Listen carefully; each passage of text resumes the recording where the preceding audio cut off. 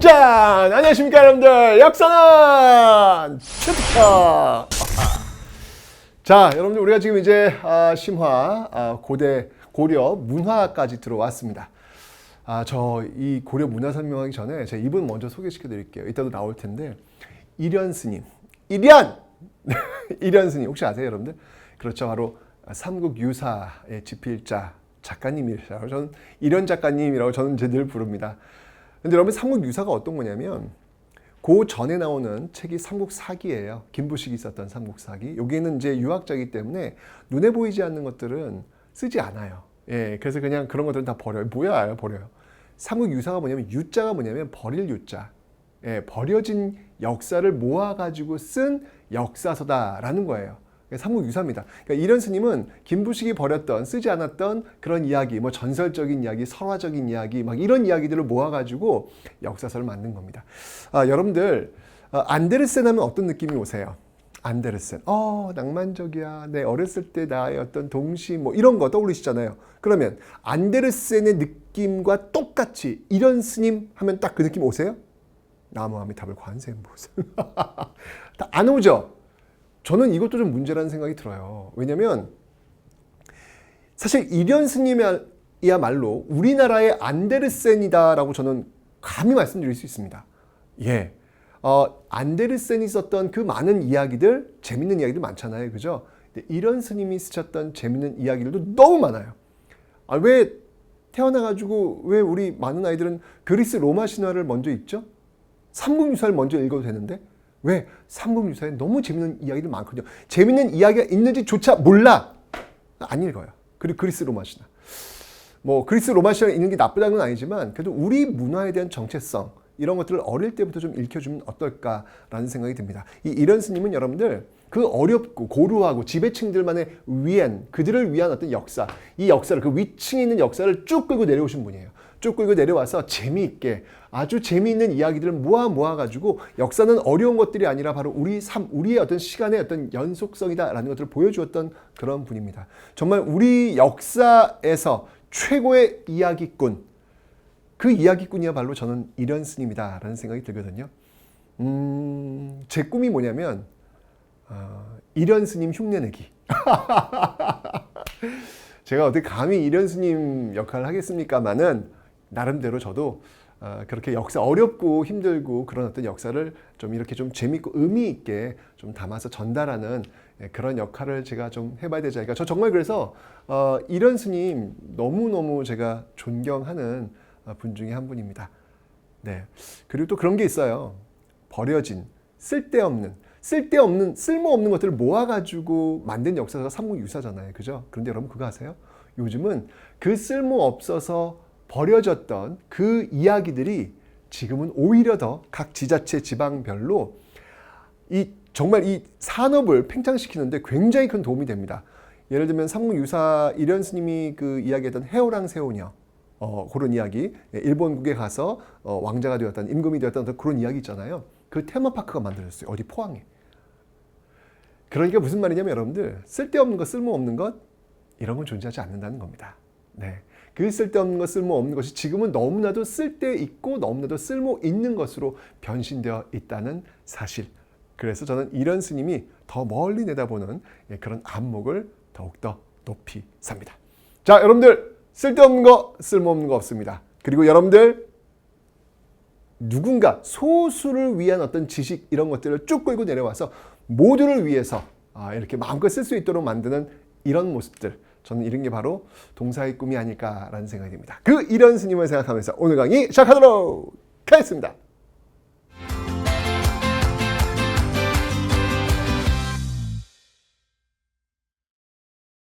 자, 먼저 이 고려의 유학부터 한번 살펴볼 텐데, 일단 여러분들 항상 그 시대는요, 그 시대의 문화라고 하는 것은 그 시대의 거울이에요. 그 시대의 어떤 특징을 파악하시고 그 문화를 바라보실 필요가 있다는 이야기예요. 그러니까 지금 여러분 고려는 호족의 시대, 문벌귀족의 시대, 무신의 시대, 권문세족의 시대로 이렇게 흘러가잖아요. 그죠? 그 지배층의 역사, 지배층의 어떤 그 분위기가 어떤지를 보시면 그 문화적 색채도 드러나게 되어 있습니다. 놓치지 마세요. 자, 먼저 호족의 시대, 유학부터 한번 볼 텐데, 일단 나라를 세웠으니까, 그죠? 뭔가 시스템이 필요했겠죠. 그래서 국가에서 주도하는 학교를 세우게 됩니다. 이런 정비 사업을 했던 왕이 누구였냐면요. 성종이에요. 성종. 성종하면 우리 알고 있죠. 바로 유학자 최승로의 이 건의를 받아들여서 시무 28조였나요? 네, 건의를 받아들여서 뭐 지방관을 전국으로 파견하고 뭐 그랬던 왕이 바로 성종 아니겠습니까? 그죠? 그 성종에 의해서 바로 이런 시스템이 완비가 되고 있는데, 자, 먼저 학교를 한번 좀 살펴보도록 하죠. 어떤 학교가 있는지. 먼저 중앙에 있는 학교입니다. 자, 중앙에 있는 학교는요. 중앙에 있는 학교는 바로 국자감이라는 대학교예요. 여러분들 복습 한번 해볼게요. 자, 먼저 고구려 소수림왕 때는 어떤 대학교가 있습니까? 왜 그래? 왜 이렇게 눈빛이 유해? 이렇게 복습하는 거예요? 새로운 거 하는 거 아니에요, 여러분들? 네. 태학, 그렇죠. 통일신라, 신문왕 때는요. 국학, 발해는 주자감, 그리고 고려는 국자감, 그리고 조선은 성균관. 이렇게 나오는 겁니다. 자, 중앙에 있는 대학들 한번 살펴봤고요. 자, 그 다음에 이제 지방교육은 어떻게 시켰을까? 지방도 해야죠. 지방도 해야죠. 중요합니다. 고구려 시대든 경당이라고 해서 무술까지도 같이 가르치는 어떤 그런 모습들이었는데, 고려 시대에는요, 이렇게 지방에 향교가 있습니다. 이 향교는 여러분들 조선 시대에도 똑같이 있습니다. 지방교육을 담당하고 있는 그런 학교였다라는 걸 기억하시면 되겠습니다. 자, 이 국자감에는 어떤 과들이 있냐면, 과가 있어요. 과가 있는데, 국자감에는 똑같아. 우리 지금 사는 모습하고 똑같아요. 바로 유학부와 기술학부가 있어요. 오, 뭐야 이거? 문과 이과 다 있네. 그렇죠, 여러분들. 네. 문과대도 있고, 네. 이과대도 있고, 네. 이런 게 있어요. 와, 대학교 안에 이런 게 있습니다. 여러분들 기억해 두세요. 성균관에는요, 기술학부 이런 건 없습니다. 어디 감히 기술이나 배우는 것들이 감히 이과들이 이런데 대학을 와 저로 가 조선시대 이랬다는 얘기예요. 야, 정말 요즘은 여러분들 이게 지금 문성에서 문성에서 죄송합니다. 뭐 그런 문표 있잖아요, 그죠? 조선시대 분들이 알면 깜짝 놀래요. 말도 안 되지. 요즘은 오히려 이게 자연과학부라든지 뭐 이제 기술 뭐 이런 쪽이 굉장히 각광을 받고 있는데, 아이고 조선시대 가면요, 네. 그런 거 존재하지 않아요, 대학교에. 대학교에 어디 그런 걸 감히 이랬단 말이에요. 근데 고려시대는 여러분 그렇지 않죠? 고려시대는 이렇게 유학부도 있고 기술학부도 있고. 그러니까 상당히 여러분들 고려시대는 제가 얘기했잖아요. 고려시대는 굉장히 열려 있어요. 어떤 뭐 조선시대의 어떤 그런 너무 이렇게 딱딱하고 보수적인 어떤 그런 분위기 아니라 좀 열려있는 어떤 그런 분위기가 이런 데서 좀 읽혀지고 있다라는 것이죠. 자, 그러면 이 사람들이 보는 과거 시험을 한번 보도록 할게요. 여기서 이제 공부를 했으면 이제 과거 시험 볼 거 아니에요. 그죠? 자, 과거를 한번 보도록 하겠습니다. 과거에는 어떤 것들이 있을까? 과거 시험. 광종 때 처음으로 시행되었던, 여러분 알죠? 네, 쌍기. 광종 때의 쌍기의 어떤 건의에 의해서 시행됐던 과거입니다. 자, 어떤 게 있냐면요. 먼저 명경과와 제술과가 있겠습니다. 명경과와 제술과가 있겠습니다. 자, 뭐 느낌 오죠, 여러분들? 네, 명경과라고 하는 거는 경전, 네, 이런 경전 같은 것들을 보는 그런 시험이 되겠습니다. 경제에 대한 해석이나 뭐 이런 거 보는 시험이고요. 제술과, 이건 논술이에요. 장문, 논술. 똑같잖아요, 여러분들. 우리 명경과라고 하는 건 어떤 유학 공부에 대한 지식을 알고 있는지 없는지. 여기 이제 수능이네. 여기 논술이네. 그죠? 이런 식으로 있다는 얘기예요. 그죠? 그래서 유학부, 국자감 대학교에서 유학부를 공부하는 사람들이 주로 보는 시험이 이제 이쪽을 보는 그런 것들이 되겠죠. 그죠? 자, 근데 명경과 제술과만 있는 게 아니고 또 있어요. 잡과도 있어요, 잡과. 잡과, 뭐 수학이라든지 법률이라든지 뭐 의학이라든지 뭐 이런 잡과. 의대가 잡과야. 정말 세상이 많이 바뀌었어요, 그죠? 옛날에는 어떤 그 기술을 공부한다라고 하는 게 이렇게 대접 잘 못 받았거든요. 그런데 지금은 정말 자본주의 사회에서는 정말 기술이 짱이거든요. 세상은 달라지는 겁니다, 이렇게. 그죠? 기술학부 출신들이 이제 이런 시험을 주로 보는 모습들이 있겠죠. 그런데 여러분들 재밌는 게 있어요. 여기 고려는 여러분들 이 불교의 나라잖아요. 그래서 승과도 있어요, 승과. 승과는 뭘까? 승려되는 시험이에요. 승려는 여러분들 그 당시 귀족이나 마찬가지예요. 왕자 출신들, 나중에 배우지만 의천, 의천, 대각국사 의천도 역시 왕자 출신의 승려입니다. 그러니까 승과가 굉장히 각광을 받고 있다라는 거 기억해 주시면 되고요. 재밌는 게 있어요. 뭐가 있냐면 바로 무과가 없어요.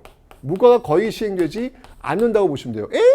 아니 군인들 무과가 없다고? 문과는 있고 무과가 없다고 말이 돼? 말이 돼요. 예.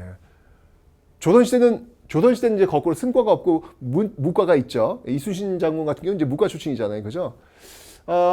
이게 왜 그럴까? 여러분 왜 그럴까? 이유가 뭘 것 같아요? 이유는 하나예요. 고려시대는 여러분들 제가 얘기했죠. 우리 앞에서 배웠어. 외침사가 너무 많다. 10세기, 11세기는 거란이 쳐들어오고 12세기는 여진이 쳐들어오고 13세기는 몽골이 쳐들어오고 14세기는 홍건조가 왜고 쳐들어오고 끊임없이 쳐들어온다고 했잖아요. 그죠? 그러니까 굳이 시험을 치를 필요가 없어요. 왜? 전쟁터가 시험장이야. 전쟁터에서 워낙 시험이 많으니까 전쟁터 공세 오면 장군 하면 되는 거예요. 예. 굳이 뭐 전쟁도 아닌 굳이 뭐 테스트 시험할 필요가 없다는 얘기죠. 그냥 실전이 곧 묵과 테스트라고 보시면 되는 거예요. 또 한편으로는 좀 이렇게 가슴이 아프죠. 얼마나 전쟁이 많았으면 이랬을까라는 생각. 그래서 이렇게 지금 시스템이 좀 돌아가고 있다라는 거 유학 공부하시면 되겠습니다. 자, 이렇게 해서 이제 국가 주도의 어떤 그런 교육이 이제 성행이 됐는데 문제는 뭐냐면 이게 참 그런 것 같아요. 여러분들 사실은 과거라고 하는 게 광종 때 시행됐는데 실력에 의해서 이제 올라갈 수 있는 사다리가 만들어진 거예요. 그 이전까지 고대는 이게 불가능했어요. 골품제에 의해서 폐쇄적 신분제도가 있었기 때문에 아무리 능력이 뛰어나도 올라갈 수가 없단 말이에요. 딱 정해져 있단 말이에요. 그죠? 그런데 이제 이 과거제가 되면서 올라갈 수 있는 길이 생긴 거야. 올라가고 싶은 욕망들이 분출하게 됩니다. 이러면서 어떻게 되냐면 무슨 일이 있든 그 사다리를 타고 싶은 그런 마음이 생기는 거예요. 저 지금 얘기하는 거 아니에요, 여러분들. 고려시대 얘기하는 거예요. 고려시대. 이 과거제라는 게 시행되면서 사다리를 타고 올라가고 싶은 어떤 그 욕망이 생기기 시작하는 거예요. 자, 이렇게 되면서 어떤 일이 벌어지냐면 무슨 일이 있더라도 내가 과거에 합격하리라. 수단과 방법 모든 것들을 총동원해서 그게 합법적인 방법이라면 총동원해서 내가 과거에 기필코 합격해서 나의 영광 그리고 우리 가문의 영광을 이룰 것이다 라는 모습들이 보이게 되는 거예요. 자, 이러면서 여러분들 이게 지금 중앙 국가에서 세운 거잖아. 그런데 이게 웬일이야? 사립학교에서 과거를 턱턱 붙인 학교가 명문사립이 되는 거예요. 명문사립이 되면서 이제 국가 주도의 어떤 이런 학교 안 가. 명문 주도의 사립학교를 들어가려고 하는 거예요. 이게 바로 이제 그 당시 유명했던 사학 12도 사립학교 12개 유명한 도는 무리도자야. 12개의 학교 사학 12도가 이렇게 이 문벌기족 시대 이제 뭐 시스템이 좀 안정화되고 이제 이런 시대로 들어가면서 엄청나게 인기 폭발. 그 중에 대표적인 것이 어디였냐면 바로 최충의 구제학당이라는 곳이 있어요. 구제학당. 여기가 최고야. 탑이야, 탑. 구제학당 탑. 최충의 구제학당에 다니는 사람들은 우리는 문헌공도다. 이렇게 부를 정도였습니다. 그래서 최충은 그 당시 이제 뭐라고 칭송받냐면 바로 해동의 공자다. 게임 끝났네 뭐. 게임 끝났네. 최고의 선생님으로 딱 그냥 등극하게 된 어떤 그런 모습들로 나타나고 있다. 너무 이게 유명해가지고 여기에 다들 들어가려고 하는 거예요. 무슨 일이 있더라도. 왜 그럴까? 왜 사립학교들이 이렇게 인기가 있을까? 그건 뭐냐면 맞춤형 교육을 잘해주는 거예요. 과거 시험에 합격하려면 여러분들 맞춤형 교육이 필요하잖아. 마치 지금의 학원들처럼. 심지어 여러분들 이때는요. 추석 특강, 여름방학 특강 이런 게 있어요. 그리고 기숙학원도 있어요. 사찰이에요. 그 당시는 절이에요. 절에 합숙을 해요. 모의고사도 자주 봐. 그 각촉붓이라 그래요. 그건 뭐냐면 이렇게 촛불이 있으면 초가 있으면 초에다 이렇게 금을 그어놓고 그 초가 그 금에 다다를 때까지 글을 빠르게 짓는 거예요. 수학 같은 거 제한된 시간 내에 푸는 연습 많이 하잖아요. 그 학원에서 막판 되면 파이널 테스트 뭐 이런 거 하잖아. 그런 거 너무 잘해주는 거야. 맞춤형 교육 완벽해. 이러니까 누구나 다 여기 가려고 하는 거예요. 그 과거에 그 사다리에 올라타는 그 욕망의 분출 이런 게 생기는 것이죠. 근데 제가 지금 이야기하는 이야기들이 어쩜 지금은 이렇게 똑같죠? 그죠, 여러분들? 똑같아요. 다른 게 없습니다. 우리의 이 모습은 언제부터 시작됐다? 고려 시대부터 시작됐다. 광종이 그 욕망의 문을 연 거야. 좋은 거야, 나쁜 거야. 이게 참 이게 아니 그 계층 사단이 넓을수록 좋은 거잖아요. 올라갈 수 있어야죠, 그죠? 근데 지금 올라가는 그 과정 속에서 굉장히 많은 부작용들이 생기고 있고요. 그 사다리만이 아니라 좀 다른 사다리들도 좀 많이 있었으면 좋겠다라는 그런 생각이 드네요. 자, 어쨌거나 사학 12도. 자, 이렇게 이제 사학이 발달하니까 똑같아. 여기도 고민이 많은 거야. 야, 이거 국가가 주도의 학교가 이게 유행을 해야지. 이렇게 저 사립학교 유행하면 되겠어? 이거 어떻게 할래? 이거 대책을 좀 마련해 봐. 라고 해서 이 사학 12도 여기에 이제 맞서기 위한 관학진흥책이 나와요. 관학진흥책. 뭐가 있을까?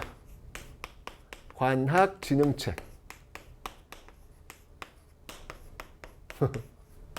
요즘도 왜 보면 일반고 전성시대 뭐 이런 거 캐치플레이 나오잖아요. 그래서 일반고에 뭘 투자하겠다 막 나오잖아요. 그죠? 교육감 선거할 때 보면은요. 그죠? 똑같은 거예요. 예. 관학 전성시대를 열겠다라고 해가지고 보여주고 있는 거. 일단 여러분들 장학금 잘 줘야죠. 예. 양육하는 겁니다. 누구를? 현명한 사람들을 양육하기 위한, 키우기 위한 창고, 양연고 이런 장학재단도 있고요. 그 다음에 좋은 선생님들 모셔가지고 강의를 하는 거예요. 전문 7제. 이와 같은 방법으로 어떻게든지 관학을 진행시키려는 그런 모습들이 있는데 안 돼요? 여기 여러분들 이 사학 12도가 워낙 유명해가지고 여기 사학 12도와 관련된 아주 유명한 인물이 있어요. 나중에 이제 배우시겠지만 이규보라는 사람이 있어요. 이규보는 여러분들 완전히 이건 그냥 이 당시엔 여러분들 치맛바람도 있어요. 치맛바람이라고 하면 안 되겠구나. 치맛바람은 요즘 엄마들이 이렇게 하는 것이잖아요. 그죠? 아니에요. 이 당시에는 아빠들이 했어요. 도포바람이라고 하면 되겠다. 도포바람. 네. 아빠들이 그 자녀 교육. 그래서 이규보의 아빠가 장난이 아니에요. 이 이규보를 어떻게든 구제학당에 집어넣으려고. 왜냐면 최고니까. 예? 과외를 엄청 시켜요. 이 학교에 들어가기 위한 또 과외가 있네. 학원이 있어요, 여러분. 학원이. 예, 그래가지고 이규보 같은 경우는 개인 과외까지 받아요. 그 당시 일타 강사한테 개인 과외까지 받아요. 모의고사를 봤는데 이규보가 진짜 시험 잘 보는 거예요. 이게 사교육발인가? 어쨌거나 모의고사를 보면 9월 모평, 6월 모평 이거 보면요. 믿는 거예요, 여러분들. 지금 9월 모평, 6월 모평 그런 모의고사라는 얘기예요. 아까 내가 얘기했잖아요. 각촉부시 같은 거. 전국 1등이야. 와우, 대박. 자, 그런데 막상 수능 시험장에 들어가서 과거 시험장에 들어가서 시험을 보면 띠리리리 떨어져. 그런 친구들이 있다. 모평은 잘 보는데 수능에서 망치는 친구들이 있어요. 이규보가 딱 그랬어요. 여러분, 이규보는요 무려 사수를 합니다. 야, 아버지가 너무 스트레스야. 엄청난 사교육을 막 퍼부었는데도 불구하고 계속 떨어져. 결국 나중에 여러분들 이름마저 개명시켜요. 이름마저. 그래서 그 개명했던 이름이 뭐냐면 그게 이규보야. 원래 태어났던 이규보가 아니야. 하도 많이 떨어지니까 합격하라고 해서 이규보라는 이름을 바꾸게 되는 겁니다. 규자가 뭐냐면 별규자예요. 별자리 한 노인이 이번엔 너가 붙을 것이다 라는 걸 꿈에서 알려줬대요. 보자가 뭐냐면 알릴 보자거든. 노인이 합격한 걸 알려준다라고 해가지고 이름을 이규보로 바꾼 거예요. 이 얼마나 고려의 사교육이 얼마나 치열했으면 이 난리겠습니까? 정말 과외 선생님의 일타 강사의 그냥 학원가에 심지어 개명까지. 야, 마치 우리 시대 얘기하는 것 같아. 그죠? 왜 개명하려고? 자, 어쨌거나 여러 어떤 모습들이 있었다라는 거 이기보다는 재밌게 한번 기억하시면 되겠습니다. 자, 그런데 1170년 여러분들 이제 무신정변이 벌어지잖아요. 벌어지니까 이게 무신들은 이앗 칼로 또 흥한 자들이잖아. 그러니까 당연히 유학 유행할까요? 유행하지 않을까요? 유학은 상당히 위축되는 모습을 보일 수밖에 없겠죠. 자, 그러다가 이 고려 말 이 당시가 되면 이제 원간섭기로 들어갑니다. 원간섭기로 들어갑니다. 자, 이때 이 원간섭기의 실세들이 누구예요? 원의 빌부터 성장했던 바로 권문세족이라고 설명드렸죠. 바로 이때 안향이라는 사람이 이 성리학을요. 원래 이게 송나라 학문인데 이 당시에 이제 원나라에서 들여왔어요. 원에서 들여와서 이 성리학을 소개합니다. 성리학을 소개합니다. 오, 이 성리학을 수용했던 인물들이 바로 신진사대부들이더라 라는 얘기입니다. 여러분들 신진사대부가 이 성리학을 수용해가지고 이 성리학을 가지고 바로 그 다음 시대 바로 조선이라는 나라를 열게 되는 거예요. 바로 이런 새로운 비전을 가지고 새로운 나라 조선, 조선왕조 500년의 기반을 닦아놓는 그 출발이 바로 여기에서 나오게 되더라라는 이야기인데, 이 신진사대부의 대표적인 인물들 한번 들어봐라 라고 한다면 뭐 이재현이라든지 그 다음에 이색이라든지 그 다음에 정몽주라든지 그 다음에 정도전이라든지 이런 인물들. 정도전 드디어 등장하네. 조선 건국의 설계자라고 볼 수 있겠죠. 이런 인물이 등장하고 있는데, 특히 여러분들 요 이재현 같은 경우는 우리가 좀 기억해둘 필요가 있습니다. 굉장히 많은 역할을 했던 그런 인물인데요. 이 이재현 같은 경우에는요. 자, 당시 그 충선 왕이, 충자가 들어가니까 고려 왕이잖아요. 그죠? 몽골 원나라 왔다 갔다 많이 한단 말이에요. 근데 원나라에 있을 때 독서실을 하나 열어요. 예, 독서실. 엄청난 책들을 갖고 와가지고 학자들을 이제 모아가지고 거기서 이제 학문도 토론하고 이제 그런 곳인데, 그런 곳이 어디냐면 만권당이라는 곳이 있어요. 만권당. 만권. 책이 10,000권이 있었던 곳이래. 오, 엄청나죠, 여러분들? 네. 만권당. 와우. 이 만권당에서 이재현도 역시 마찬가지로 이 학자들과 굉장히 많은 교류를 하면서 어떤 그 성리학에 대한 어떤 그 깊이 이런 것들을 굉장히 많이 갖게 되는 그런 역할을 하게 되는 것이죠. 이제 그 뿌리에 이제 이렇게 이어지는 건데, 이재현은 또 이제 그 글도 많이 씁니다. 그래서 여공패설이라는 자신의 어떤 그 글들을 모아가지고 이런 어떤 책을 쓰는데, 근데 옛날 분들 이렇게 책 이렇게 제목을 보면 굉장히 겸손해요. 그러니까 옹이라고 하는 건 뭐냐면 여러분들 그 노인네야. 노인네가 패라고 하는 거는 뭐 그냥 보잘것없는 썰 이야기를 이렇게 나의 그냥 보잘것없는 이야기를 모아놓은 책이에요. 이렇게. 이재현이 누군데? 그 엄청난 학자, 엄청난 대학자인데 그 대학자의 글이야. 그런데 보잘것없어 그냥 뭐 요렇게. 근데 이게 여러분들 굉장히 문화야, 문화. 옛사람들이 이 자신의 책의 제목을 쓸 때는요, 정말 낮춰요. 정말 낮춥니다. 겸손이 그냥 뚝뚝 떨어져요. 저는 이런 거 보면서, 왜 이번에 제가 낸 책, 여러분들 합격하시면 합격 기념으로 제가 역사의 쓸모 꼭 읽어보시라 라고 설명드렸잖아요. 제가 쓴 역사의 쓸모. 저도 이제 이런 걸 봐서 그런지 몰라도 왠지 사실 제 역사의 쓸모라는 책을 제가 지은 게 아니에요. 예. 이게 출판사 쪽에서 가져온 거예요. 근데 역사의 쓸모 어떠니? 근데 저는 맨 처음에 말도 안 돼. 왜냐면 역사를 공부하는 사람들한테는요, 역사를 쓸모 있게 본다? 너무 실용적으로 접근한다는 얘기죠, 역사를. 이제 이런 거 저희는 이렇게 자기 검열이 좀 있어요. 이건 좀 아닌데라는 생각. 근데 이제 출판사 쪽에는 거예요. 선생님, 그래야 먹히고요, 그래야 팔립니다. 라고 하는 거야. 이게 뭔가 딱 와야 된다는 얘기예요. 그래서 그 팔리는 것도 중요하긴 한데 그래도 역사의 쓸모 좀 그런데 라고 하면서 지은 제목이 이거예요.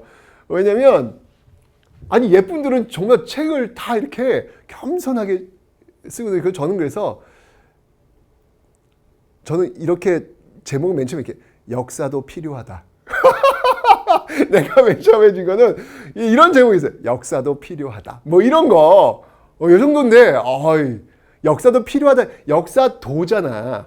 역사도 이게 겸손이야. 나도 나름대로 역사만 필요하다가 아니라 역사도 필요하다. 역사도 좀 이렇게 읽어봐 주세요. 뭐 이런 거란 말이죠, 저는. 근데 선생님 노.